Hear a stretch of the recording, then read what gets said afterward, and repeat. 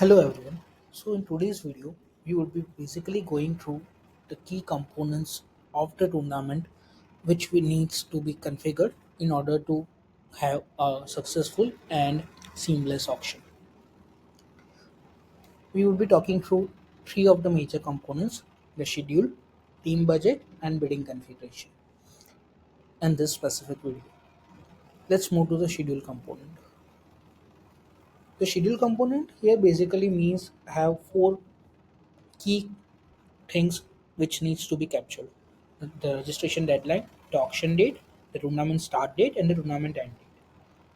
Let's take a look into the registration deadline thing. Registration deadline are basically the things till which you want your players to enroll themselves into the specific tournament which you are creating. So here, if it is set to October 31st 2025, any player can register themselves till October 31st 2025. On November 1, 2025, the tournament would automatically close its registration phase, and there would be no way a player be able to register himself into this specific tournament. Coming to auction date, it's November 2, 2025. That is the date on which the auction is going to happen. Keep in mind that basically this is just an auction date for reference of all the team owners and players on when the auction is going to happen. If you are trying to just test a tournament or doing trying to do a mock auction, or in some cases even if the dates are moved ahead, you can still start an auction with a warning that you are starting the auction earlier than the start date scheduled. There is no harm in doing that, and there won't be any issue with that case. But it is just for the reference of all the users, the mostly the team owners and players, on when the auction is going to happen, because this date would go into their emails as well, which would be sent to them or as a part of an invitation link. Tournament start date and tournament end dates are basically the dates when the actual tournament is going to happen. It is just again for the reference of players and team owners that when the tournament is going to happen, and it has nothing to do with the system or any of its working as of now. Now let's move to the team budget part. The team budget is basically comprises of four things: total number of teams, total number of players, and the budget provided to each team. Total number of teams are basically here set to 4. It can be anything from 2 to 32, and if you set to 4 or any number, if you have less number of teams at the end of the day, it's still okay, and there won't be any issue in that case. So for example, if you set it as 4 and if you only add 3 teams, it is still okay.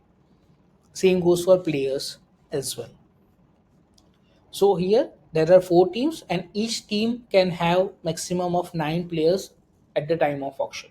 So basically, once 9 players are bought by a specific team, they won't be able to bid anymore into the auction. So this is how it works. So here we at least logically need 9 into 4, 36 players to comprise a successful auction. However, if you are adding less players, it will still allow you with a warning, obviously, that the number of players which are required are lesser than what you have defined. But it is still a warning, and your auction won't be impacted by that part. Now, coming to team budgets are basically the number which each team would get in order to spend buy players and spend the amount into the auction itself. So here we have defined it to 10 crores. So 10 crores is basically points which would be given to each team, and these points they would be utilizing to buy their favorite players. You can make it 1 lakh, you can make it 10 lakh, you can make it 1 crore, 10 crore, any number you like, at max to 500 crore. Now moving to the bidding configuration part. Bidding configurations are basically the configurations which basically are selected based on the team budget which you have given. Each team would have 10 crores of budget. You can note that you can even reduce that budget if you want, but obviously you can't increase about 10 crore is what the condition is. Now coming again back to the bidding configuration part, here we are saying that each team would have 10 crore of budget and they would be able to bid in a sequence of 10 lakh, 20 lakh and 50 lakhs. What here does it mean is that if a player starts with 10 lakh base price, okay, and then a team owner can either bid for plus 10, plus 20 or plus 50, whatever he wants to do. So basically it would happen is, what would happen in that case is basically it can increase to 20 lakh, it can increase to 30 lakh, it can increase to 60 lakh. It all depends on the team owner on how much he is willing to pay and how much faster he wants to move in the bidding process for a specific player. So whatever he wants to bid, he can bid. Default would be obviously the lowest number possible, whereas he can bid anything he like. Again, as a tournament owner or admin of this tournament, you can change these numbers. These are just the suggested numbers as per the system, and you can do it whatever you like. For example, if you want, you can add 1 lakh to the bidding process as well. So after 10 lakh, it can become 11 lakh, 12 lakh, 13 lakh, whatever the team owner wants to bid. And if you want, you can even add 2 lakh, you can add 5 lakhs, whatever the numbers you want.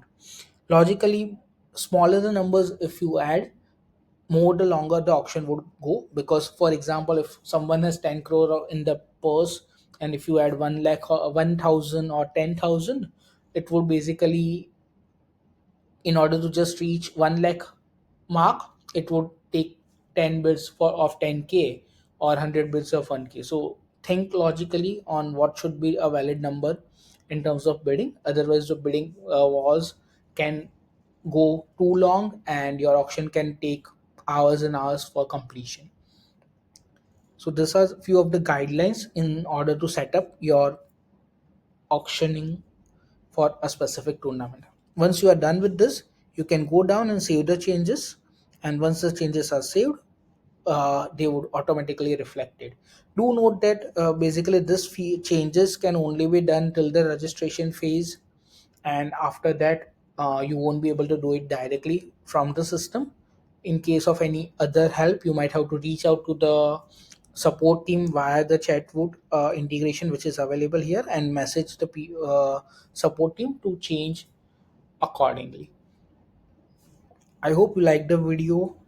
If you have any questions or any suggestions, please let us know in comment section or directly to the support, or write us an email. Uh, Hope you like the video. Please do like, share, subscribe, and comment on this video, and stay tuned for more such tutorial videos which are going to come up in near future. Thank you.